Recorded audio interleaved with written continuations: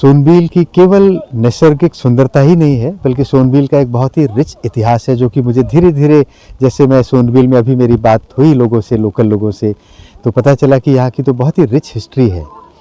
तो हम चाहते हैं कि इस चीज़ को भारत के टूरिस्ट मैप पे लाया जाए। আগামীকাল থেকে 3 দিন ব্যাপী বিগ বাজেটে সনবিল উৎসব। মুখ্য অতিথি রূপে উপস্থিত থাকবেন অসমের রাজ্যপাল গুলাবচাঁদ কাটারিয়া। এনইসির আর্থিক অনুদানে আয়োজনের দায়িত্বে আসাম বিশ্ববিদ্যালয়। বরাকের অন্যতম পর্যটন স্থল সনবিল আয়তনের দিক দিয়ে এশিয়া মহাদেশের দ্বিতীয় বৃহত্তম এবং আসামের মধ্যে বৃহত্তম জলাশয়। বরাক উপত্যকার মানুষের কাছে পরিচিত থাকলেও উপত্যকার বাইরে এখনো অপরিচিত প্রাকৃতিক সৌন্দর্যে ভরপুর অন্যতম এক ভ্রমণস্থল সনবিল।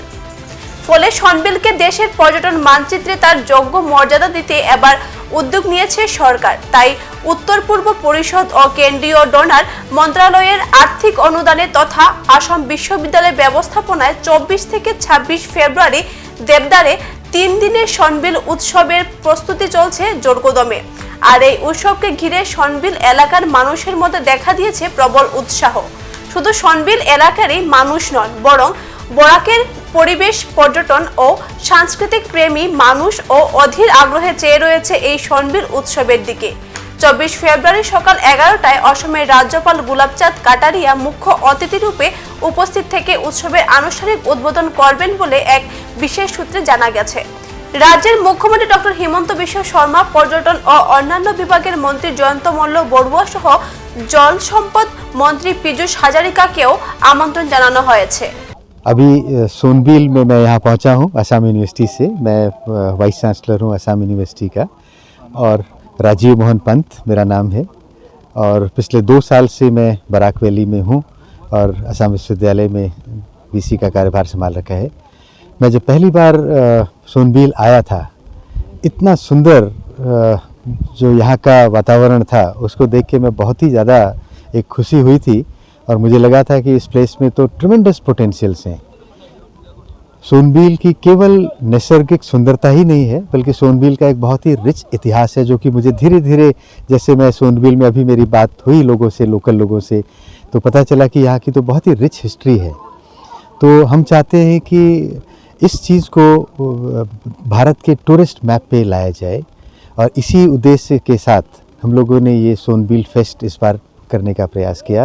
असम यूनिवर्सिटी का ये पहला प्रयास है, और मैं बहुत तारीफ़ करूँगा कि पूरे लोकल लोगों की, सभी लोगों की, जिन्होंने कि बहुत हमारे साथ दिया, बहुत कोऑपरेट कर रहे हैं, और एक बड़े स्तर पर हम ये सोनभील फेस्ट को आयोजित कर पा रहे हैं सबकी वजह से। मैं आभार व्यक्त करना चाहूँगा माननीय गवर्नर साहब का, कि उन्होंने भी अपने व्यस्त कार्यक्रम के साथ भी, और यहाँ की मौसम भी थोड़ा सा ख़राब हो गया था, उसके बावजूद भी उन्होंने इस कार्यक्रम का उद्घाटन करने का हमें स्वीकृति दी। मैं उनके लिए मैं इनफैक्ट सोनभील परिवार, पूरी बराक वैली की ओर से उनका धन्यवाद व्यक्त करना चाहूँगा।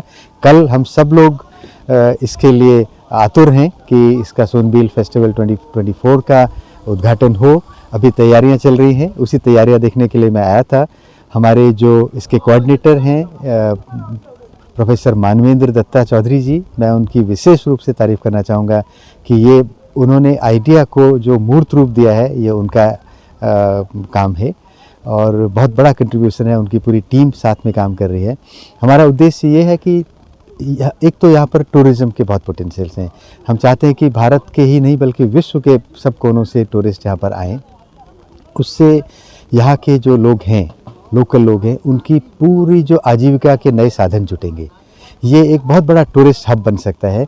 यहाँ पे लोग टूरिज़्म से रिलेटेड सारी एक्टिविटीज़ में इन्वॉल्व हो सकते हैं। यहाँ पर होम स्टेज़ का स्कोप बनता है। यहाँ पे जो लोकल मेमेंटोज़ वगैरह, जो लोकल प्रोडक्ट्स की सेल हो सकती है। बहुत सारी नई पॉसिबिलिटीज़ यहाँ पर उभरेंगी एक बार जब टूरिज़्म यहाँ पर प्रदर्शित होगा। तो हमारा उद्देश्य यही है कि यहाँ के जो ब्यूटी को पूरे देश के सामने, पूरे विश्व में रखा जाए, और यहाँ के इतिहास को पूरे सबको बताया जाए। यहाँ की जो ज्योग्राफी है बहुत इम्पॉर्टेंट है, क्योंकि आज बांग्लादेश दूसरा देश बन गया है, पर ये हम सब लोगों का एक कॉमन इतिहास रहा हुआ है, कॉमन भूगोल है हमारा।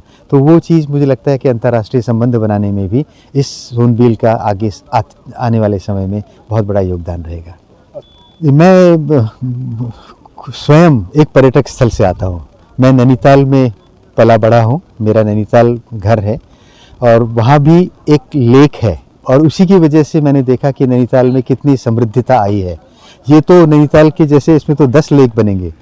अभी तो हालांकि सूखा हुआ है, पर मैंने इसको बारिश के टाइम में भी देखा था जबकि पीक पे था यहाँ की सुंदरता। ऐसे तो पूरा समुद्र जैसा नज़र आता है। इसमें बोटमैन, फिशरमैन, कितने सारे लोगों को इसमें आजीविका मिलेगी इसमें। पूरे भारत से मुझे लगता है कि पूरे भारत नहीं, पूरे विश्व से यहाँ पर टूरिस्ट आएंगे, ऐसा मेरा विश्वास है। बहुत ही सुंदर जगह है, ऐसी जगह अद्वितीय है और मैं चाहूँगा कि यहाँ की जो नेचुरल ब्यूटी है उसको किसी भी तरह से डिस्टर्ब ना किया जाए, उसको अपने बिल्कुल ओरिजिनल रूप में रख के ही हम प्रमोट करें इसको। और जो एक हम बोलते हैं सस्टेनेबल टूरिज्म, रेस्पॉन्सिबल टूरिज्म, उसको हम यहाँ पे बढ़ावा देने। এখনকার মতো বিদায় নিচ্ছি। পরবর্তী সংবাদ পেতে আমাদের সাথে থাকুন। ধন্যবাদ।